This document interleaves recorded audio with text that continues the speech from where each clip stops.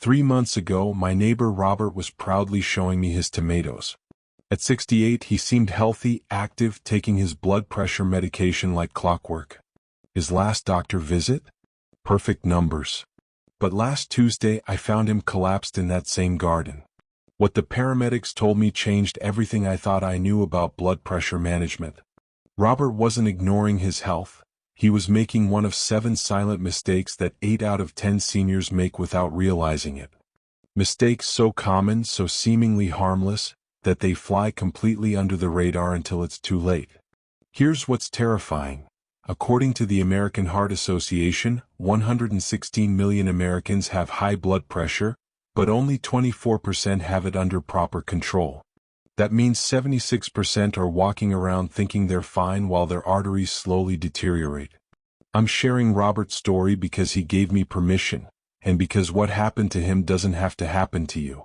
By the end of this video, you'll know exactly which 7 mistakes are silently sabotaging blood pressure control, and more importantly, the specific steps to fix each one starting today. Some of these might shock you. Number 4 certainly surprised me, and number 7 could literally save your life. If you're over 50 or if someone you love is managing blood pressure, stick with me. What I'm about to share could prevent the kind of emergency that lands you in the hospital wondering what went wrong. Let's start with the mistake that's killing more seniors than any other. Mistake number 1, the medication time bomb. Picture this. It's Tuesday morning. You're rushing to get ready and you can't remember, did you take your blood pressure pill or not? You feel fine so you skip it. One day won't hurt, you think?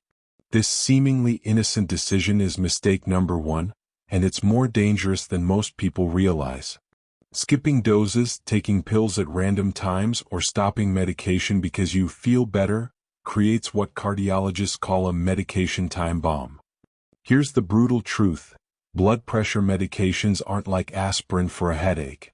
They're not treating symptoms you can feel, they're preventing damage you can't see. When you miss doses, your blood pressure doesn't just return to baseline. It often spikes higher than before you started treatment.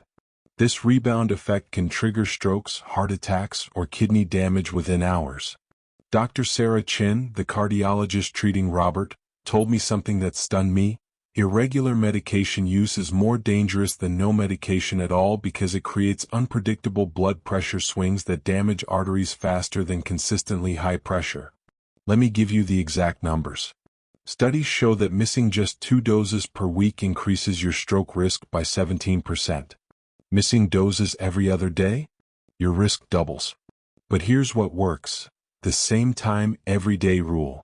Pick one time, let's say 7 a.m. with breakfast, and never deviate. Set your phone alarm. Use a weekly pill organizer. Put a sticky note on your coffee maker. Whatever it takes. If you miss a dose, don't panic and don't double up. Call your doctor's office. Most have nurse hotlines specifically for this question. They'll tell you exactly when to take your next dose based on your specific medication. Robert's mistake? He took his morning pill whenever he remembered, sometimes 7 a.m., sometimes noon, sometimes not at all. Those irregular spikes finally caught up with him. Before we move to mistake number 2, pause this video and go check your pill organizer right now. Is it filled for the week? If not, that's your first assignment. Your heart can't wait for later. Mistake number 2, the hidden salt assault. Now you might be thinking, I barely use salt. I don't even have a salt shaker on my table. If so, you're making mistake number 2 without knowing it, because 77% of the sodium destroying your arteries isn't coming from your salt shaker. It's hiding in foods you think are healthy. That morning bowl of instant oatmeal? 260 milligrams of sodium. Your whole grain bread? 230 milligrams per slice. The low-fat cottage cheese you chose for protein? 918 milligrams per cup. Add them up, and you've consumed more than half your daily sodium limit before 9 a.m., and you haven't touched a salt shaker. Here's why this matters more as we age.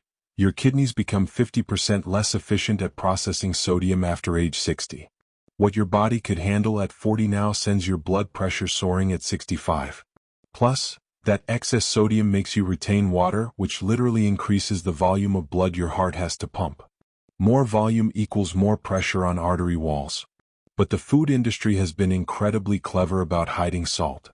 They use terms like natural flavoring, sodium phosphate, or monosodium glutamate, instead of just saying salt. Even foods labeled heart-healthy can be sodium bombs. Want some shocking examples? A can of Campbell's Healthy Request chicken noodle soup, marketed as healthy, contains 1,540 milligrams of sodium.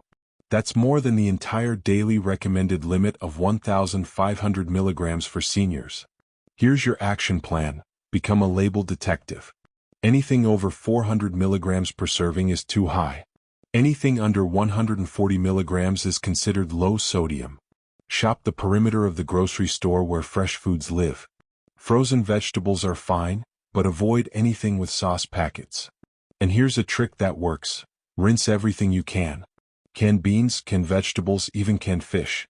30 seconds under cold water removes up to 40% of added sodium. Your taste buds will adapt faster than you think. Within 2 weeks of reducing sodium, foods you used to enjoy will taste oversalted. Your body is incredibly smart. Give it a chance to reset. Mistake number 3. The invisible danger. This brings us to mistake number 3, and it's the most insidious because you literally cannot feel it happening. Not monitoring your blood pressure at home is like driving with your eyes closed and hoping for the best. Think about it. You check your weight regularly, maybe your blood sugar if you're diabetic, but blood pressure? Most people wait for their annual physical and assume that one reading tells the whole story. It doesn't. Blood pressure fluctuates constantly. Stress, sleep quality, what you ate, how much water you drank, even the weather can affect your numbers. That perfect reading at your doctor's office might be followed by dangerous spikes at home that no one ever sees. Robert's story proves this point. His doctor visit in March showed 125 to 78, excellent numbers. But if he'd been monitoring at home, he would have seen readings creeping up to 160 over 95 by May, especially in the evenings when stress accumulated. Here's what the American Heart Association found. People who monitor blood pressure at home have 40% better control than those who don't. They catch problems early, adjust medications faster, and avoid the kind of sudden cardiac events that seem to come out of nowhere. But here's the key: you need the right equipment and the right technique. A $20 pharmacy monitor isn't going to cut it. Invest in a validated monitor with an appropriately sized cuff. Too small a cuff gives falsely high readings. Too large gives falsely low readings. And timing matters. Check your pressure at the same time daily, preferably first thing in the morning before coffee or medication. Sit quietly for 5 minutes first. Rest your arm at heart level. Don't talk during the reading. Take 3 readings 1 minute apart and record the average. Keep a log, either on paper or using a smartphone app. Bring this log to every doctor's appointment. This data is gold for your healthcare provider. It shows patterns, medication effectiveness, and early warning signs that a single office reading could never reveal. If the idea of daily monitoring feels overwhelming, start with 3 times per week. That's still infinitely better than checking only at annual physicals. Remember, knowledge is power, but only if you act on it. Those numbers aren't just data points, they're your early warning system. Mistake number 4, the stress time bomb. Now we come to mistake number 4, and this one surprised even me when I researched it. Letting stress go unmanaged isn't just bad for your mood, it's literally programming your blood pressure to stay high, even when everything else is perfect. Here's what happens in your body when stress hits. Your adrenal glands dump cortisol and adrenaline into your bloodstream. These hormones immediately constrict your blood vessels and speed up your heart rate. In short bursts, this is normal and healthy. But when stress becomes chronic, and for many seniors dealing with health concerns, family worries, financial pressures, or loneliness, it often does, your body stays in this heightened state. Recent studies show that chronic stress can raise blood pressure by 20 to 30 points independently of all other factors. That means you could be taking your medication perfectly, eating a low-sodium diet, exercising regularly, and still have dangerously high blood pressure because stress is sabotaging everything else you're doing right. But here's what makes this particularly challenging for seniors. Many of you were raised in an era where stress was something you just dealt with or pushed through. Talking about emotional struggles wasn't encouraged, and asking for help was seen as weakness. These cultural attitudes are literally killing people. The good news? Managing stress doesn't require expensive therapy or dramatic lifestyle changes. It requires understanding that stress management is medical treatment, not self-indulgence. Here are 3 techniques proven to lower blood pressure within minutes. First, the 4-7-8 breathing technique. Breathe in for 4 counts, hold for 7, exhale for 8. Do this 4 times. It activates your parasympathetic nervous system and physically relaxes blood vessels. Second, progressive muscle relaxation. Starting with your toes, tense each muscle group for 5 seconds, then release. Work your way up to your head. This teaches your body the difference between tension and relaxation. Third, daily gratitude practice. Write down 3 specific things you're grateful for each morning. Studies show this simple practice reduces cortisol levels by up to 23% within 2 weeks. But here's the most important part. If you're dealing with serious stress, grief, financial hardship, family conflict, health fears, reach out for professional help. Many insurance plans cover counseling, and community centers often offer support groups specifically for seniors. Robert told me his stress levels had been through the roof since his wife's cancer diagnosis 6 months earlier. He was so focused on being strong for her that he never addressed what it was doing to his own health. Stress isn't a character flaw. It's a medical condition that requires medical attention. Treating it isn't selfish. It's essential for keeping you healthy enough to care for the people who need you. Mistake number 5. The movement myth. This brings us to mistake number 5, and it's based on a dangerous myth that's putting thousands of seniors at risk. The myth? That rest is always better than movement when you have health concerns. Here's the reality. Physical inactivity is as dangerous to your blood pressure as smoking. When you sit for extended periods, your blood starts to pool in your legs, your heart has to work harder to circulate it, and the pressure in your arteries increases. This isn't opinion, it's measurable physiology. But the fitness industry has done seniors a disservice by promoting the idea that exercise means gyms, complicated equipment, or intense workouts. The truth is, the most effective blood pressure exercise is something you've been doing since you learned to walk. Walking itself. Studies show that a 30-minute walk reduces blood pressure by an average of 4 to 9 points. That might not sound like much, but it's equivalent to many medications. And the effect starts immediately. Blood pressure drops within hours of a single walk and stays lower for up to 22 hours. But here's what really matters. Consistency beats intensity every time. A daily 10-minute walk is more beneficial than a 70-minute walk once per week. Your cardiovascular system responds to regular movement, not sporadic bursts of activity. Now, I know some of you are thinking, but I have arthritis, or my balance isn't great, or I get short of breath. These are real concerns, but they're not barriers to movement, they're reasons to modify movement. Chair exercises count. Arm circles, leg extensions, seated marching. All of these get your heart pumping and blood flowing. Swimming or water walking are excellent for joint problems. Tai Chi improves balance while providing gentle cardiovascular exercise. The key is to start where you are, not where you think you should be. If you can only walk to the mailbox and back, that's your starting point. Tomorrow, maybe you walk to the mailbox and around it once. Next week, maybe you walk to the corner. Here's a practical starting plan. Set a timer for every hour while you're awake. When it goes off, stand up and move for 2 minutes. Walk in place, do arm circles, march around your living room. That's 16 extra minutes of movement per day with almost no effort. But the most important movement happens when you first wake up. Before coffee, before breakfast, spend 5 minutes stretching or doing gentle movements. This signals to your cardiovascular system that it's time to wake up and function efficiently. Robert's biggest regret? He'd stopped his morning walks when his wife got sick, thinking he needed to conserve energy for caregiving. In reality, those walks were giving him the physical and mental strength he needed to be a better caregiver.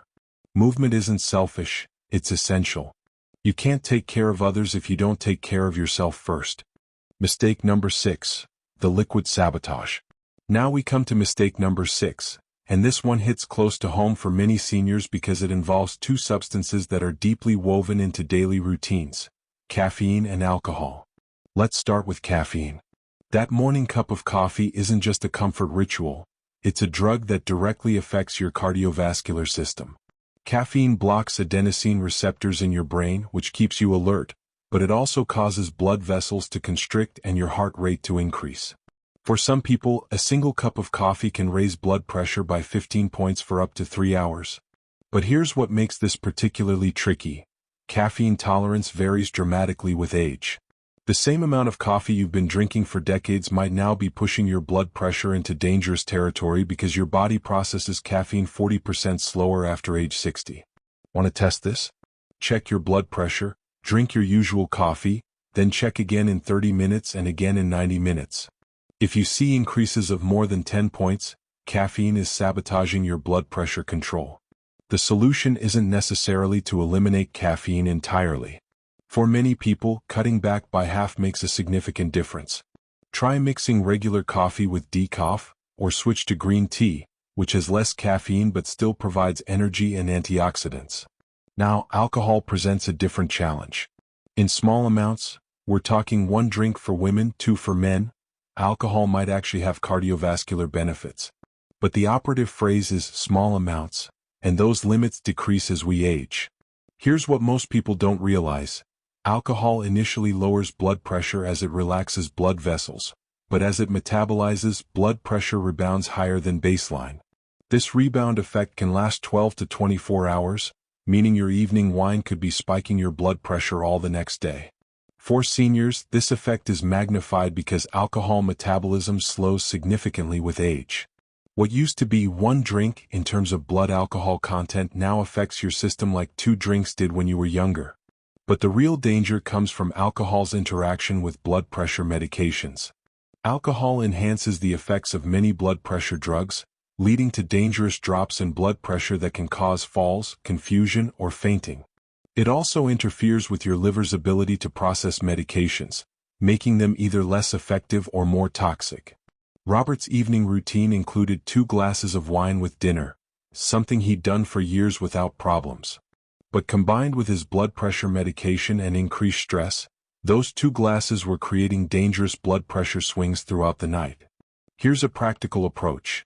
If you drink caffeine, limit it to before noon so it doesn't interfere with sleep, which also affects blood pressure.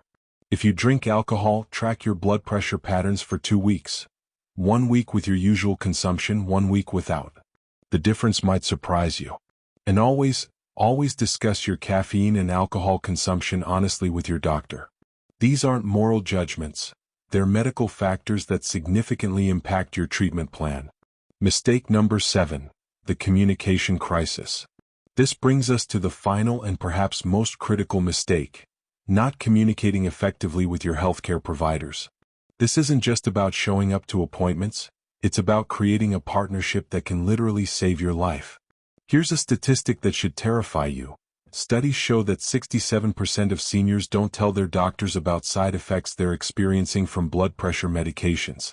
Instead, they either suffer in silence or stop taking the medications altogether. Both choices can be fatal. Why does this happen? Often it's because people don't want to seem like they're complaining, or they assume side effects are just something they have to live with. Sometimes it's because they feel rushed during appointments and don't want to take up extra time. But here's what your doctor wishes you knew. Side effects are not something you have to endure. For almost every blood pressure medication that causes problems, there are alternatives. Different drug classes, different dosages, different timing. There are dozens of options for managing blood pressure. Robert's story illustrates this perfectly. He'd been experiencing dizziness and fatigue from his medication for months but never mentioned it because he figured it was just part of getting older. If he'd spoken up, his doctor could have adjusted his medication and prevented the blood pressure spikes that led to his collapse. Here's how to revolutionize your healthcare communication. Come prepared. Before every appointment, write down 3 things. Any symptoms or side effects you've experienced, any changes in your routine or other medications, and any questions you have about your treatment. Bring your home blood pressure log to every visit. Don't just tell your doctor your numbers are fine. Show them the actual readings. Patterns in your home readings often reveal problems that office readings miss. Ask specific questions. Is this side effect normal? Are there alternative medications? How will you know if my current treatment isn't working? What warning signs should I watch for? And here's something most people don't realize. You can contact your doctor between appointments. Most offices have nurse hotlines specifically for medication questions or concerning symptoms. Use them. That's what they're there for. If you're uncomfortable advocating for yourself, bring someone with you to appointments. A family member or friend can help you remember questions and ensure nothing important gets overlooked. But the most important thing? Be completely honest about everything: your diet, exercise, stress levels, alcohol consumption, whether you're taking medications consistently. Your doctor can't help you if they don't have the complete picture. Robert's collapse could have been prevented with a simple phone call about his dizziness. Don't let pride or embarrassment put your life at risk. Your action plan, starting today. Let me leave you with this: Robert is doing well now. His medication has been adjusted, he's monitoring his blood pressure daily, and he's learned to recognize the warning signs his body was sending. But he wishes he'd known these 7 mistakes sooner. You don't have to wait for a crisis to make changes. Here's your action plan starting today. First, set up your medication routine. Same time every day with reminders that work for you. Second, become a sodium detective. Read labels, choose fresh foods, and aim for less than 1,500 milligrams per day. Third, invest in a quality home blood pressure monitor and use it consistently. Fourth, identify your stress triggers and implement at least one stress management technique daily. Fifth, add movement to your day even if it's just standing up every hour. Sixth, honestly assess your caffeine and alcohol consumption and track how it affects your blood pressure. And seventh, schedule a comprehensive appointment with your healthcare provider to discuss everything you've learned today. Blood pressure management isn't about perfection. It's about consistency, awareness, and making informed choices. Every small change you make is an investment in more years of health, independence, and time with the people you love.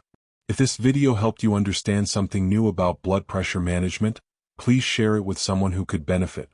Subscribe to Elderly Health Tips for more evidence-based health information designed specifically for your needs. And remember, you have more control over your health than you might think. The question is, what will you do with that power? Your heart is counting on the choices you make today.